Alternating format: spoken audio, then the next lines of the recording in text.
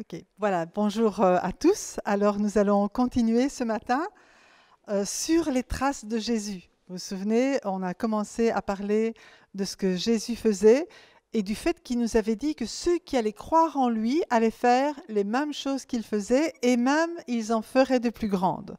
Donc on est en train de voir ensemble ce que Jésus faisait pour pouvoir aussi volontairement marcher dans ses traces, tout en sachant que c'est le Saint-Esprit qui agit en nous et qui produit toutes ces choses. Et dans Matthieu chapitre 28, au verset 16, au verset 19, pardon, on va y aller, Jésus dit, « Allez, faites de toutes les nations des disciples, les baptisant au nom du Père, du Fils et du Saint-Esprit, et enseignez-leur à observer tout ce que je vous ai prescrit. Et voici, je suis avec vous tous les jours jusqu'à la fin du monde. » Alors, Jésus nous envoie dans toutes les nations pour faire des disciples. Et faire des disciples, c'est apprendre aux personnes qui vont accepter, qui vont recevoir l'Évangile, qui vont recevoir Jésus dans leur vie, leur apprendre à marcher aussi sur les traces de Jésus.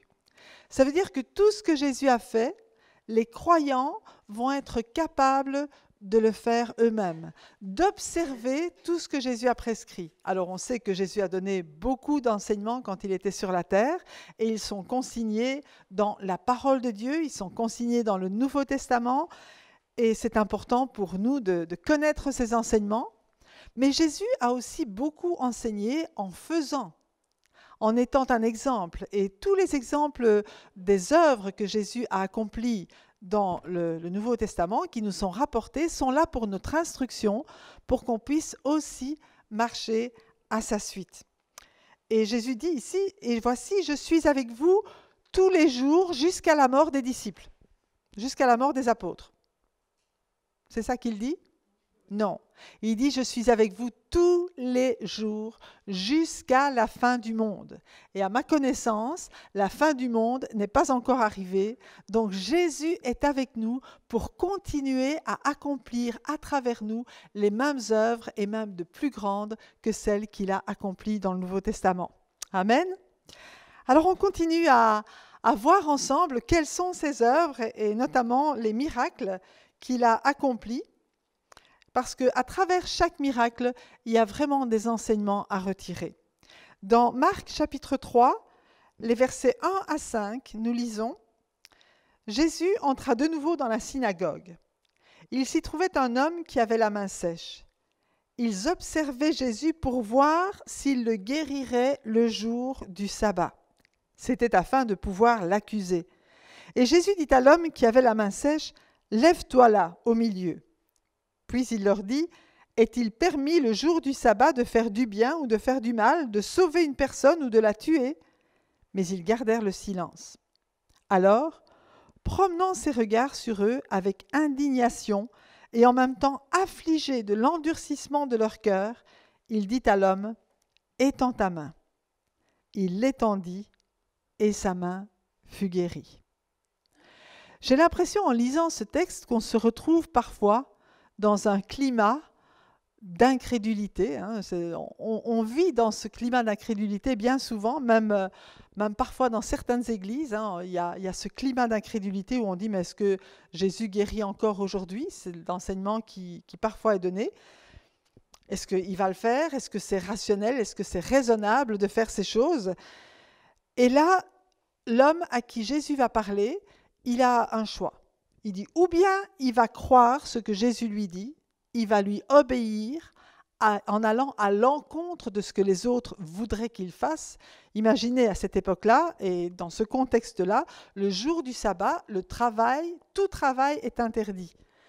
Mais ce n'est pas seulement le travail, tout geste est interdit. Les pharisiens vont dire que étendre sa main, étendre le bras, c'est un travail. Et ils vont accuser Jésus de guérir le jour du sabbat. Ils sont là, ils sont en train de l'épiller, les gens religieux de l'époque, ceux qui auraient dû le reconnaître, ceux qui auraient dû vraiment glorifier Dieu, ils sont en train d'épiller Jésus dans le seul but de l'accuser. Et l'homme qui avait une main sèche, donc qui était paralysé, qui ne pouvait pas étendre sa main, il est là au milieu. Et il a dû se dire, mais je fais quoi maintenant? J'obéis à qui? J'obéis aux conducteurs spirituels qui sont les pharisiens, ou bien j'obéis à Jésus et à la parole de Dieu? Et si nous voulons un miracle, il va falloir parfois que nous fassions un choix. Est-ce qu'on va obéir à ce que les autres attendent que nous fassions, ou est-ce qu'on va obéir à ce que Dieu attend que nous fassions pour recevoir le miracle, non pas des autres, ils n'ont aucun pouvoir, mais le miracle de Dieu, qui a tout pouvoir, qui a toute autorité, et à qui nous devons la vie, et qui est digne que nous le servions lui seul, en dépit de ce que les autres pensent. Et c'est à ce prix-là que la guérison va être donnée à cet homme qui a la main sèche. Il se serait laissé intimider par les pharisiens. Jésus lui donnait la guérison, mais il ne l'aurait pas prise. Mais parce qu'il a écouté la parole de Dieu, parce qu'il a choisi de croire Jésus, parce qu'il a mis sa confiance en lui, il a fait ce geste qui lui a redonné la vie, qui a redonné la vie à sa main, à son bras, et qui lui a permis de saisir cette nouvelle vie que Jésus lui donnait. La parole de Dieu dit dans le psaume 107, verset 20, « Il envoya sa parole et les guérit, et il les fit échapper de la fosse. » Donc c'est important pour nous de savoir que ce cadeau que Dieu nous donne, le cadeau du salut, mais aussi le cadeau de la guérison, nous avons besoin de le recevoir. La parole de Dieu est oui et amen. Dieu dit oui, mais pour recevoir pleinement ce que Dieu nous donne, il faut que nous disions amen. Que nous disions ok Seigneur, nous recevons, je reçois la guérison, je reçois la délivrance que tu me donnes, je le reçois, je la proclame dans ma vie, je la mets en pratique dans ma vie et j'agis en fonction de cette guérison, de cette délivrance que tu m'as accordée. Et ainsi ma vie va être complètement changée par toi, par ta grâce, par ton Saint-Esprit. Amen. Un autre épisode de la parole de Dieu nous parle de cette femme à la perte de sang. Et nous lisons dans Marc chapitre 5, versets 25 à 34.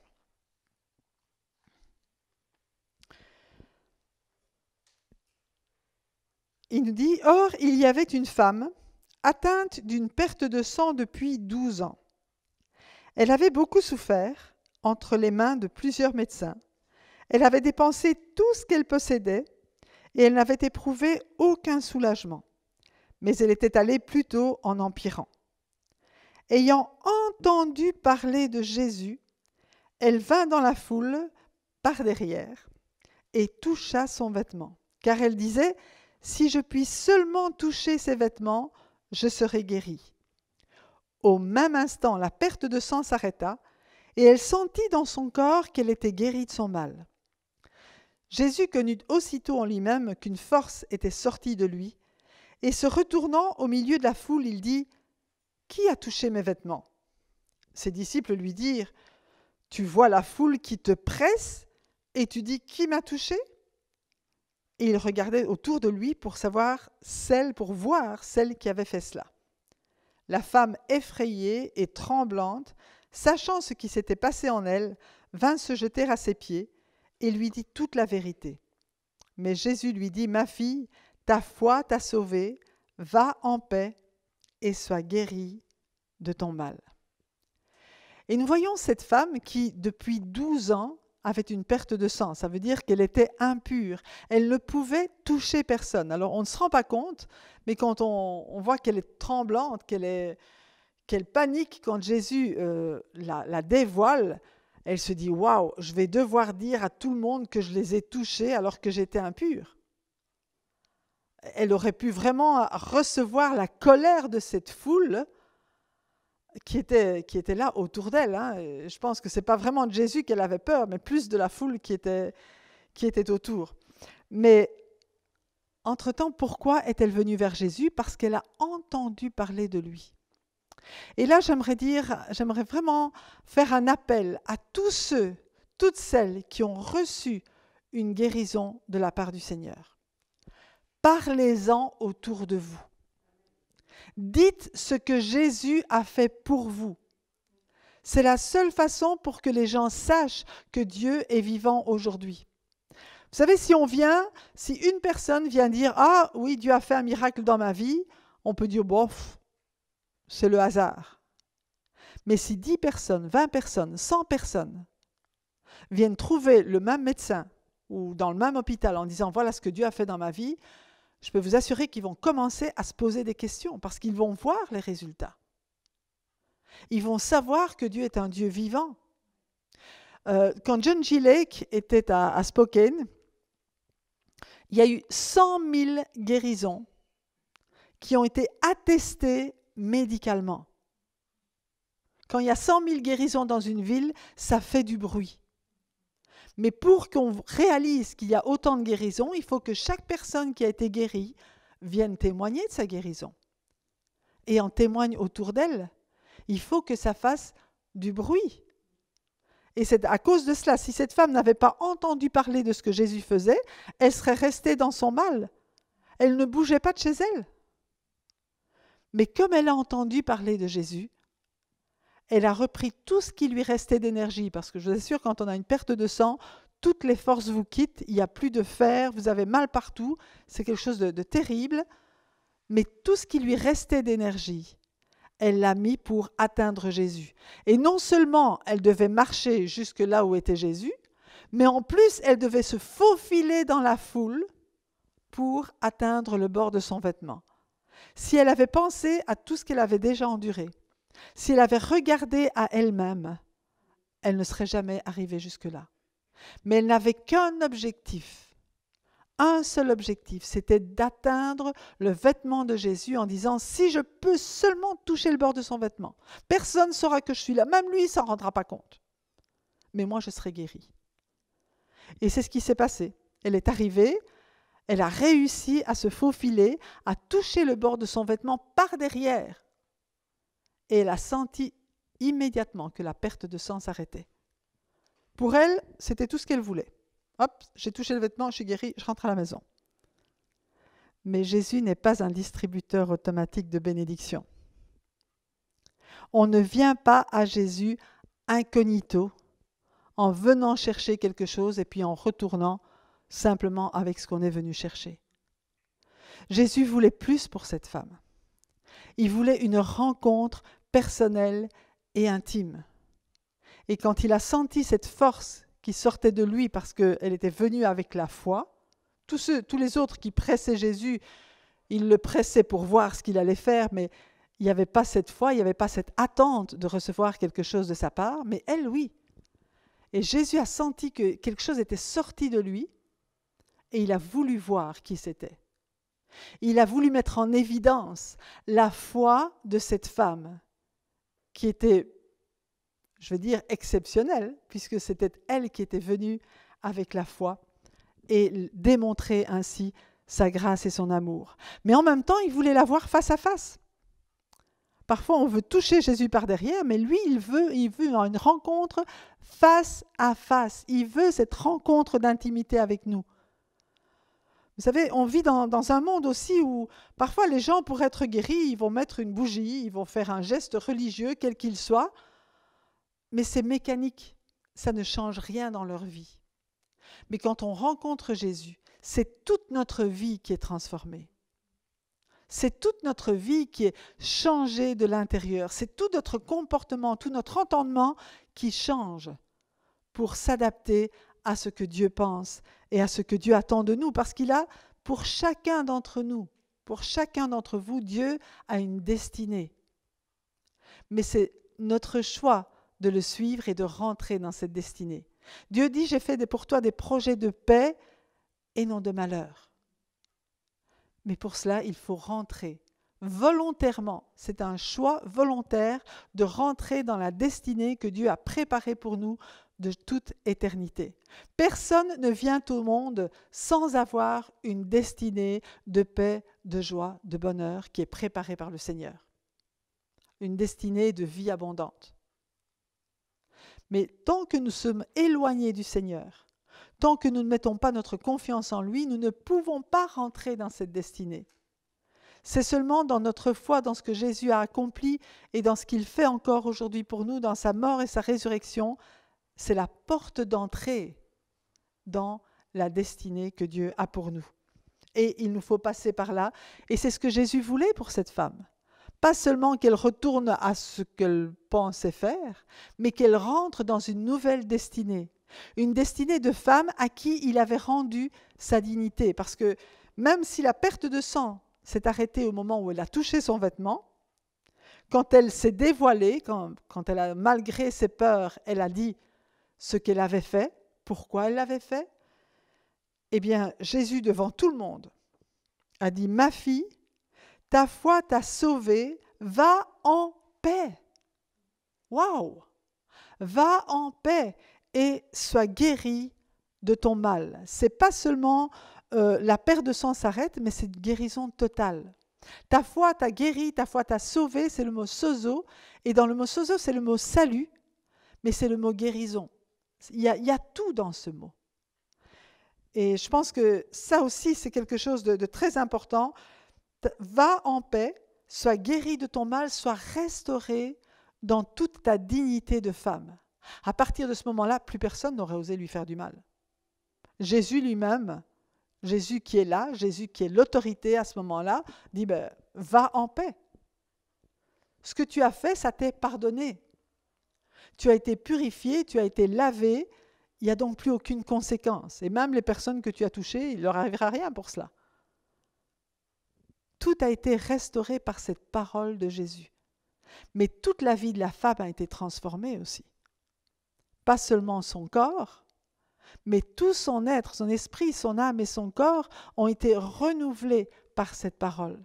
Elle est rentrée pleinement dans la vie abondante que Dieu avait pour elle, dans une restauration publique. Plus personne ne pouvait dire « Ah, on ne peut pas la toucher, elle est impure ». Tout le monde savait qu'à partir de ce moment-là, elle était pure et qu'elle pouvait de nouveau avoir une vie sociale normale et rayonnante. Amen. Donc Jésus veut parfois beaucoup plus pour nous que ce que nous, on vient demander. Certains viennent en disant oui, je veux plus avoir mal là ou là. Et parfois, vous allez entendre la personne qui prie pour vous demander autre chose au Seigneur.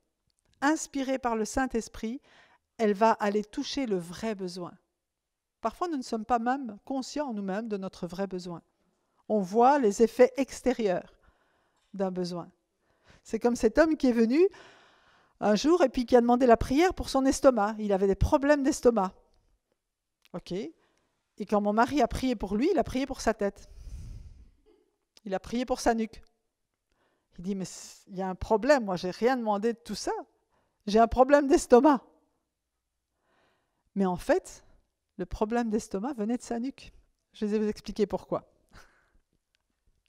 Le lendemain matin, quand il s'est levé, il est parti promener son chien et chaque jour, il avait l'habitude de prendre des médicaments tellement il avait des maux de tête.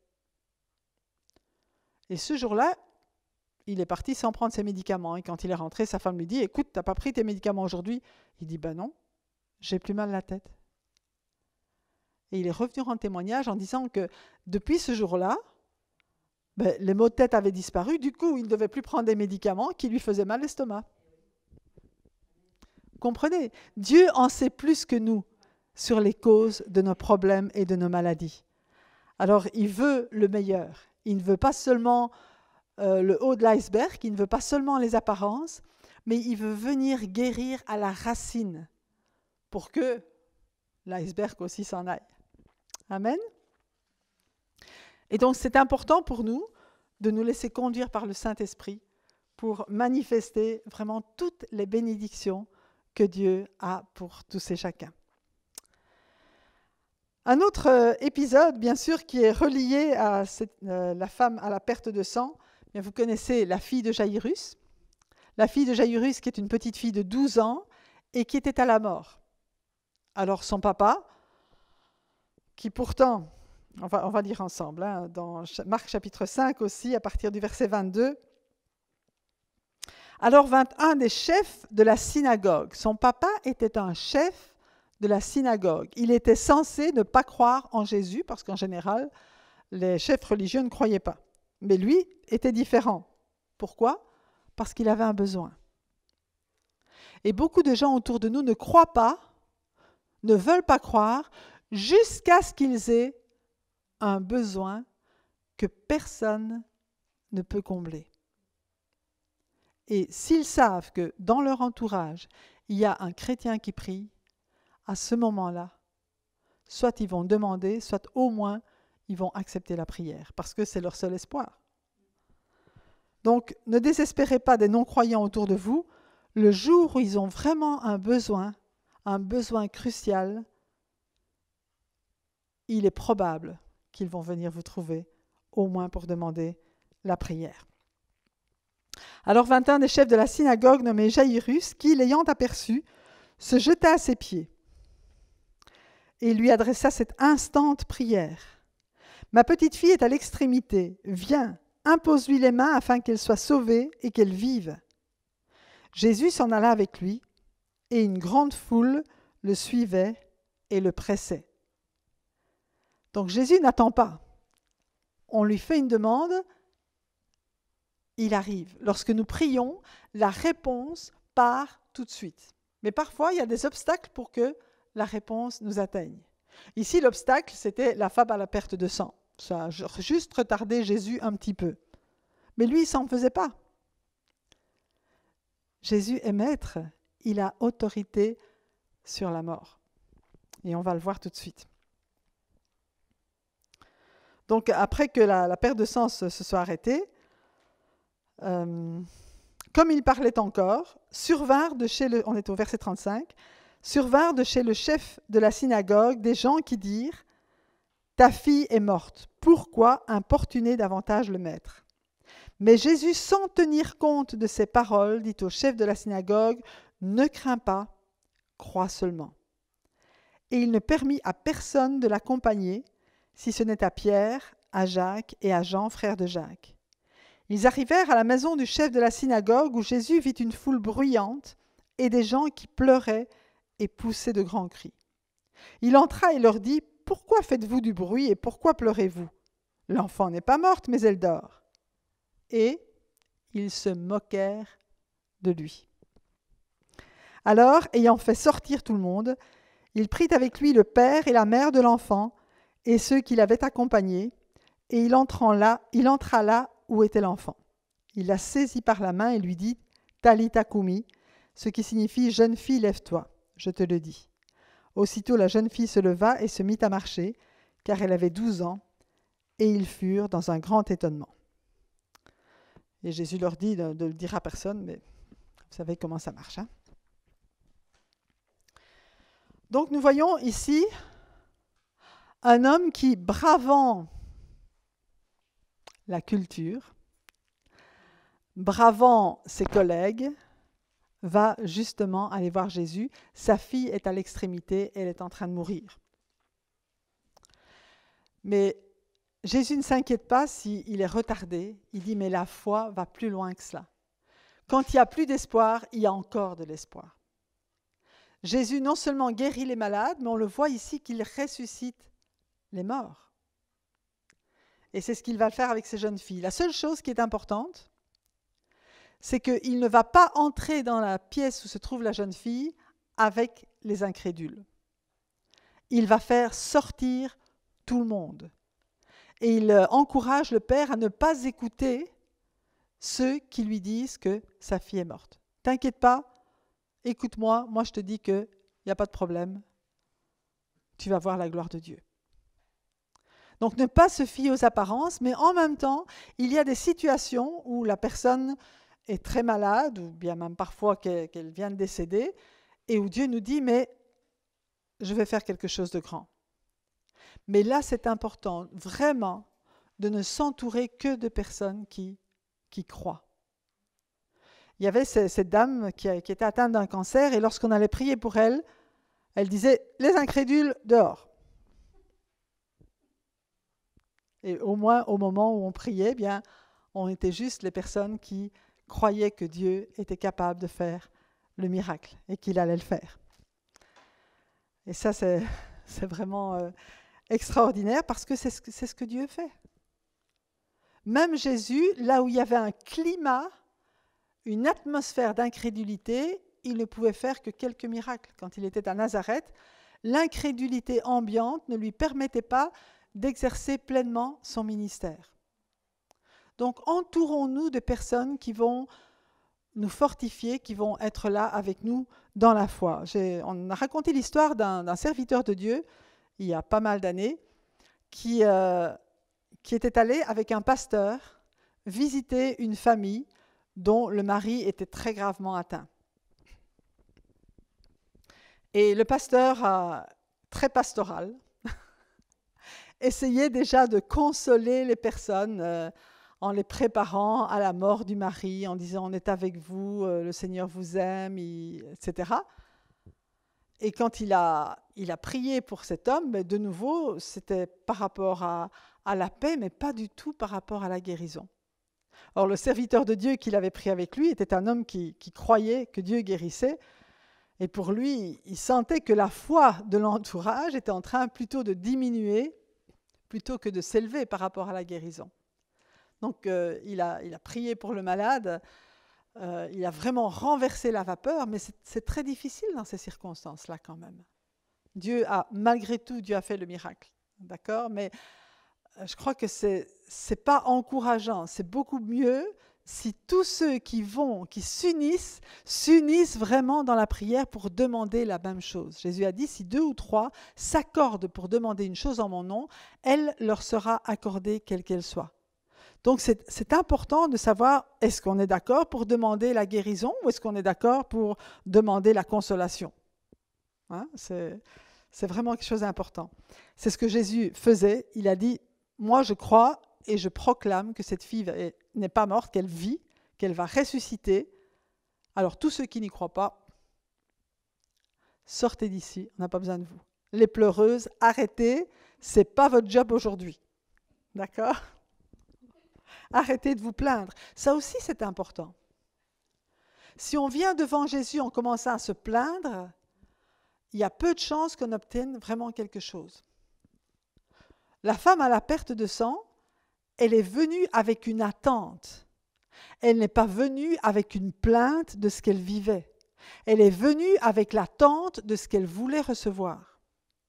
Quand Jésus posait une question, il ne disait pas « raconte-moi un peu ce que tu as ». Il disait « que veux-tu que je te fasse ?» Et nos yeux doivent être fixés sur celui qui donne et sur le don que nous voulons recevoir, pas sur ce que nous avons déjà. Ce que nous avons déjà, on veut justement le liquider, on veut s'en libérer, hein, pour pouvoir recevoir, faire de la place pour ce que Dieu veut nous donner. Amen. Dans Marc, chapitre 8, verset 22, là, il est question d'un aveugle. Bon, je n'aurai pas le temps de passer à travers tous les miracles, mais c'est un petit peu des exemples, d'accord ? Des exemples que, à certains moments, bien, le Seigneur va nous ramener à ces exemples-là pour nous dire, dans telle situation, voilà comment tu vas agir. Le Saint-Esprit, il agit en nous rappelant souvent la parole de Dieu et en nous disant, maintenant, c'est comme ça qu'il faut faire. À un autre moment, ce sera autrement. Et parfois, ce sera quelque chose de tout à fait nouveau, qui n'est pas spécialement écrit, parce que Dieu continue à faire des choses nouvelles. Mais il veut nous enseigner et nous apprendre pas à pas à écouter sa voix et à marcher selon ses instructions. Donc Marc chapitre 8, verset 22 nous dit « Ils se rendirent à Bethsaïda, et on amena vers Jésus un aveugle qu'on le pria de toucher. Il prit l'aveugle par la main et le conduisit hors du village, puis il lui mit la salive sur les yeux, lui imposa les mains et lui demanda s'il voyait quelque chose. Il regarda et dit « J'aperçois les hommes, mais j'en vois comme des arbres et qui marchent. » Jésus lui mit de nouveau les mains sur les yeux, et quand l'aveugle regarda fixement, il fut guéri et vit tout distinctement. Alors Jésus le renvoya dans sa maison en disant « N'entre pas au village. » C'est spécial parce que là, Jésus va faire un miracle en dehors de la foule. souvent, il accomplissait ses miracles, et puis tout le monde le voyait, puis tout le monde glorifiait Dieu. Mais là, on amène à Jésus un aveugle pour voir ce qu'il va faire, en fait. Et Bethsaïda est un des villages où Jésus a dit « Malheur à toi, Bethsaïda, malheur à toi, Chorazine, parce que si les miracles qui ont été faits chez toi avaient été faits à Tyr et Sidon, il y a longtemps qu'ils se seraient repentis. Mais toi, tu vois les miracles, puis tu en veux toujours plus et tu continues à ne pas croire. » Donc Jésus ne voulait pas ça. Il ne voulait pas qu'on voie les miracles simplement en spectateur. Et il a dit maintenant, c'est assez. Vous ne venez pas avec cet homme parce que vous avez compassion de lui, vous venez parce que vous êtes curieux de savoir ce que je vais faire. Et la curiosité, dans ce sens-là, c'est de la curiosité malsaine, parce qu'elle ne changeait pas la vie des gens qui venaient pour voir les miracles. Et donc Jésus va prendre cet homme qui n'a pas vraiment la foi, qui est dans un climat d'incrédulité, et il l'amène hors du village. Ça va peut-être prendre quelque temps pour marcher hors du village. Et moi, j'aime penser que Jésus et cet homme ont communiqué pendant le trajet. Et que petit à petit, il lui a fait prendre confiance dans ce qu'il allait faire pour lui. Qu'il y a eu vraiment ce contact. Et lorsqu'il est arrivé hors du village, eh bien, il a commencé à lui imposer les mains et à le guérir. Il lui mit de la salive sur les yeux, lui imposa les mains et lui demanda ce qu'il voyait. Premier acte de Jésus. Jésus le touche. Il le touche avec sa propre salive. C'est comme s'il lui donnait sa vie. Et l'aveugle dit « Ouais, c'est vrai que maintenant je vois quelque chose. Ah, je vois des hommes là-bas, mais c'est comme des arbres. » Alors probablement qu'il avait déjà vu, puisqu'il pouvait faire la comparaison entre un homme et un arbre. Et il bouge. Donc ce n'était pas distinct, mais au moins la lumière était revenue, au moins il voyait des ombres. Mais lorsque Jésus a de nouveau prié pour lui, qu'il lui a de nouveau imposé les mains, eh bien, cet homme a dit, il a regardé. C'était plus un « j'ouvre les yeux et puis on verra bien ce qui se passe », c'était il cherchait à voir. Comprenez, il y avait comme cette action de cet homme qui disait « je vais voir, maintenant je crois qu'il va se passer quelque chose, donc je vais vraiment bien regarder ». Et là, il voyait tout distinctement. Vous pouvez vérifier dans la parole de Dieu, ce n'est pas le même verbe. Les deux fois, ce n'est vraiment pas le même verbe. Et il y a eu cette participation de l'homme, où sa foi a grandi. Il y a eu un demi-miracle, mais à la deuxième fois, il a vu tout distinctement. Et souvent, quand nous prions pour les malades, eh bien, la guérison n'est pas toujours complète du premier coup. Pourquoi ? Parce qu'il y a cette incrédulité qu'il faut briser. La personne ne s'attend pas à être guérie. Je vous disais hier que bien souvent, les gens cherchaient leur douleur. Ils ne s'attendaient pas, ils croyaient sans croire. On est comme ça. On croit, mais quand ça arrive, on est tout étonné. Ça vous arrive, ça ? On croit bien que Dieu peut le faire, on espère, on croit de toutes nos forces, mais notre foi, elle dit « Waouh ! Il l'a fait !» Et la foi de cet homme, c'était ça. Il était avec Jésus, mais il ne s'attendait pas vraiment à être guéri. Mais quand il a vu la première partie de la guérison, ça a fortifié sa foi, ça lui a donné ce qui lui manquait pour recevoir la guérison totale. Et voilà pourquoi parfois il faut prier plusieurs fois. Mais ce qui est important, c'est que chaque amélioration doit être célébrée. Nous avons besoin de reconnaissance par rapport à ce que Dieu fait pour nous. Lorsqu'on prie pour vous, lorsque vous priez pour quelqu'un, encouragez la personne à rendre grâce à Dieu, à lui dire merci, à reconnaître ce qu'il a fait pour vous. C'est une façon de recevoir la guérison. C'est une façon de garder la guérison. Si vous êtes simplement étonné par ce que Dieu a fait en disant « Waouh, c'est formidable », mais que vous ne dites pas merci, si le diable essaye de revenir vous donner les symptômes, vous allez dire, oh bah zut, alors je croyais que j'étais guéri, mais je ne le suis pas. Au lieu de combattre en disant, mais non, Jésus m'a guéri, j'ai reçu ma guérison, maintenant Satan, tu me lâches, tu n'as plus rien à voir avec moi, tu quittes ma vie, c'est terminé. Et là, à ce moment-là, votre guérison sera pleinement confirmée dans votre vie et le diable n'osera plus vous approcher par rapport à cela. Vous comprenez? Mais il faut volontairement avoir cette attitude de rendre grâce à Dieu, de reconnaissance. Nous manquons souvent de reconnaissance par rapport à ce que Dieu fait pour nous. Nous manquons de reconnaissance même par rapport aux petites choses que Dieu fait pour nous chaque jour dans notre vie. Nous avons besoin d'apprendre à le reconnaître dans toutes nos voies et à le remercier pour cela. Plus nous allons, introduire Dieu dans notre vie. Bon, il y est, mais le reconnaître dans notre vie, plus il va se manifester. Plus nous allons le remercier, plus nous allons voir les choses pour lesquelles nous devons le remercier. Parce qu'il est tout pour nous. Sans lui, nous ne sommes rien. Sans lui, nous n'existons pas. Sans lui, notre vie n'a aucun sens. Mais avec lui, tout est possible. Et c'est ce qu'il fait pour nous aujourd'hui. Il y avait aussi un homme dans Jean chapitre 9 qui était aveugle de naissance. Alors là, Jésus va manifester les œuvres de Dieu. Nous lisons dans chapitre Jean 9, au verset 1, Jésus vit en passant un homme aveugle de naissance. Ses disciples lui posèrent cette question, « Rabbi, qui a péché cet homme ou ses parents pour qu'il soit né aveugle ?»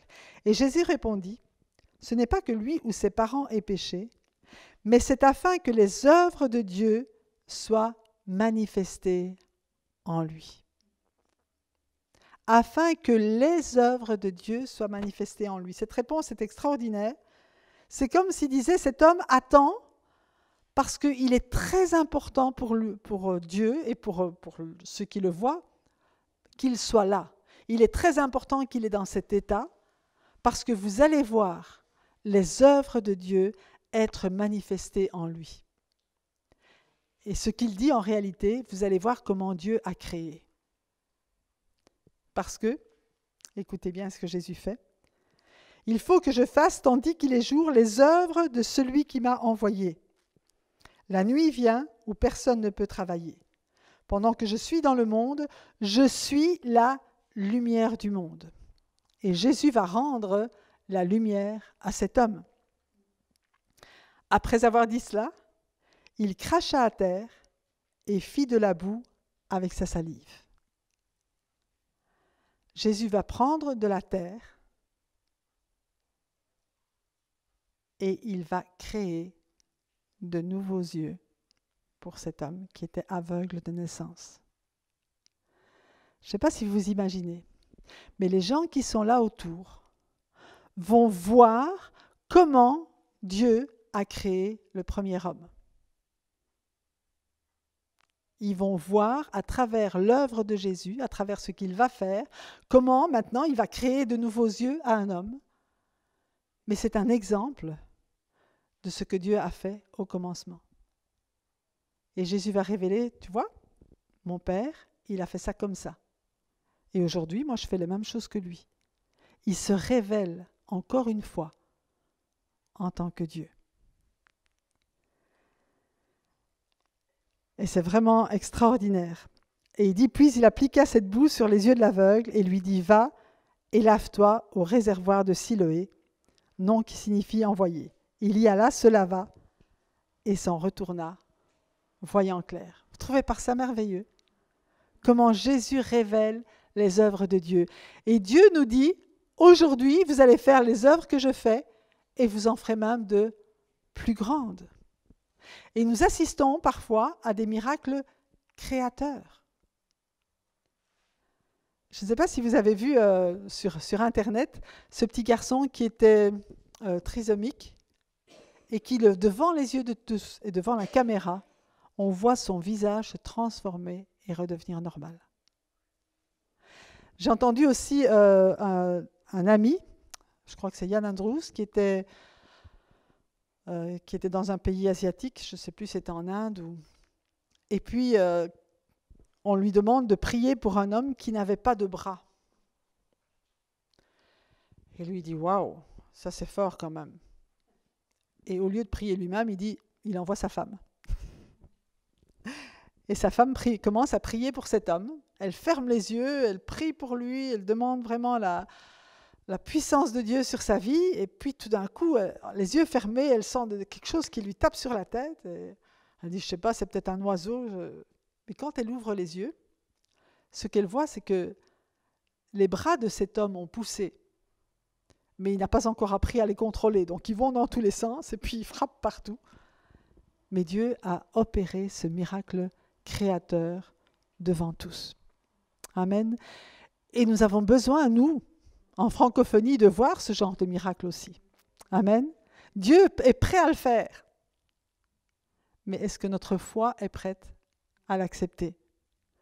Donc je vous encourage, à travers tout ce que Jésus a fait, de continuer à méditer vraiment tous ces passages. Et comme je vous le disais, dans le livre que j'ai écrit, La guérison, un style de vie, il y en a beaucoup d'autres encore, qui vont susciter notre foi, qui vont nous donner des clés pour recevoir la guérison, des clés pour donner la guérison, pour la communiquer, cette guérison que Jésus nous a acquise à la croix, pour communiquer la gloire de Dieu autour de nous, pour manifester les œuvres du royaume de Dieu.